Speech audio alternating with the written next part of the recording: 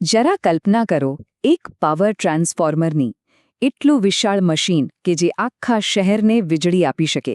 પણ ખરી વાત એ છે કે આટલા મોટા અને શક્તિશાળી મશીનને પહેલીવાર ચાલુ કેવી રીતે કરાય એ પણ સંપૂર્ણ સુરક્ષા સાથે તો ચાલો આજે આપણે આ જટિલ પ્રક્રિયાના રહસ્યોને સમજીએ અને આજ તો સૌથી મોટો સવાલ છે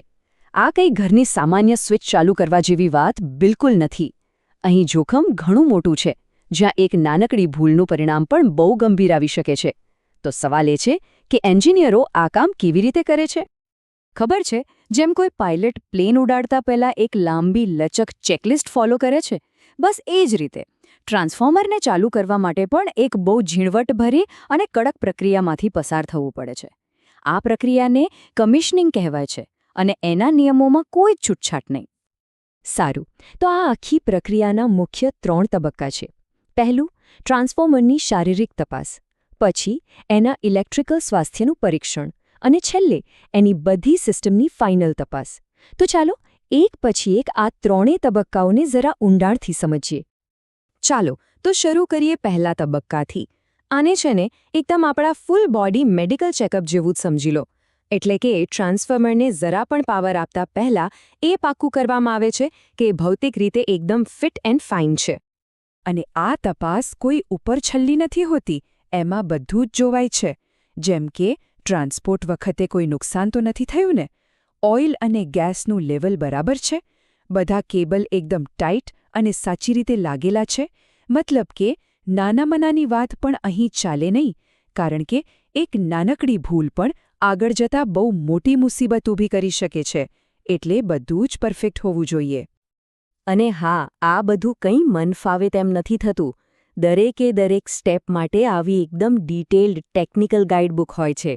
આનાથી એ પાક્કું થાય છે કે કોઈ પણ વસ્તુ રહી ન જાય અને આખી પ્રોસેસ એકદમ ચોકસાઈથી પૂરી થાય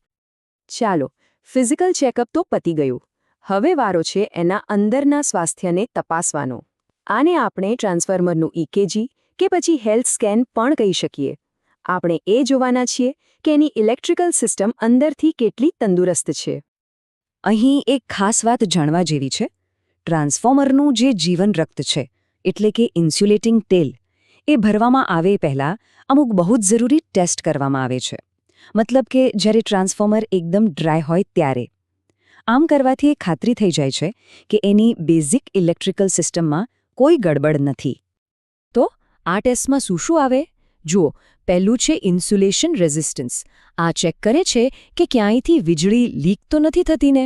પછી આવે વાઇન્ડિંગ રેઝિસ્ટન્સ જે ટ્રાન્સફોર્મરની અંદર જે તાંબાના વાયરો છે એની હેલ્થ ચેક કરે છે અને છેલ્લે ટર્ન્સ રેશિયો અને પોલેરિટી આનાથી એ પાક્કું થાય છે કે ટ્રાન્સફોર્મર વોલ્ટેજને બરાબર ઉપર નીચે કરી શકશે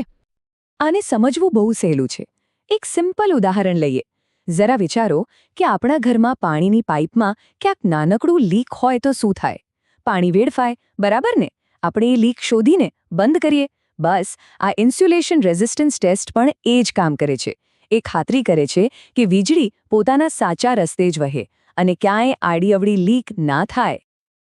ઓકે તો હવે આપણે પહોંચ્યા છીએ છેલ્લા અને સૌથી મહત્વના તબક્કા પર હવે ટ્રાન્સફોર્મરમાં એનું જીવન રક્ત એટલે કે ઇન્સ્યુલેટિંગ ઓઇલ ભરી દેવામાં આવ્યું છે અને હવે જે ટેસ્ટ થશે એ ફાઇનલ હશે ટ્રાન્સફોર્મર હવે લગભગ જીવંત થવા માટે તૈયાર છે અને આપણે બસ એના છેલ્લા સેફ્ટી ચેક્સ અને એના રિફ્લેક્સિસ ચકાસી રહ્યા છીએ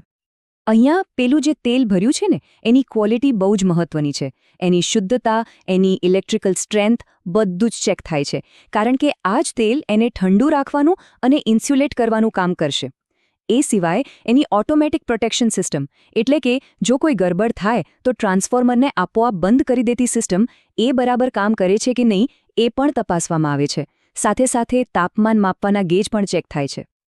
અને જ્યારે આ બધા જ ટેસ્ટ ફિઝિકલ મિકેનિકલ ઇલેક્ટ્રિકલ બધું જ એકદમ બરાબર પાસ થઈ જાય ત્યારે આખરે એ ઘડી આવે છે જેની બધા રાહ જોઈ રહ્યા હોય છે ટ્રાન્સફોર્મરને હવે ગ્રીડ સાથે જોડવા અને એને ચાર્જ કરવા માટે ગ્રીન સિગ્નલ મળી જાય છે પણ આટલી બધી મહેનત આટલી ઝીણવટભરી તપાસ આ બધું શા માટે જવાબ એકદમ સીધો છે સુરક્ષિત અને ભરોસાપાત્ર કામગીરીની ખાતરી માટે આટલો બધો પરિશ્રમ એટલા માટે જ કરવામાં આવે છે કે આ મહાકાય મશીન આવનારા વર્ષો સુધી વગર કોઈ મુશ્કેલીએ ભરોસા સાથે કામ કરતું રહે. એટલે હવે પછી જ્યારે પણ ઘરમાં લાઇટ ચાલુ કરો ને ત્યારે એકવાર જરૂર વિચારજો કે એની પાછળ આવી કેટલીય ન દેખાતી પ્રક્રિયાઓ અને ચેકલિસ્ટ કામ કરી રહી છે. આવી જટિલ પણ એટલી જ જરૂરી મહેનતને કારણે જ આપણા ઘરોમાં, આપણા શહેરોમાં સતત અને સુરક્ષિત રીતે વીજળી પહોંચે છે. અને આ વાત આપણને એક મોટા સવાલ તરફ દોરી જાય છે. જેમ આ પાવર ટ્રાન્સફોર્મર માટે એક આખી ચેકલિસ્ટ છે, એવી બીજી કઈ કઈ અદૃશ્ય ચેકલિસ્ટ હશે જે આપણી આધુનિક દુનિયાને આમ જ સતત ચાલતી રાખે છે? ખરેખર વિચારવા જેવી વાત છે.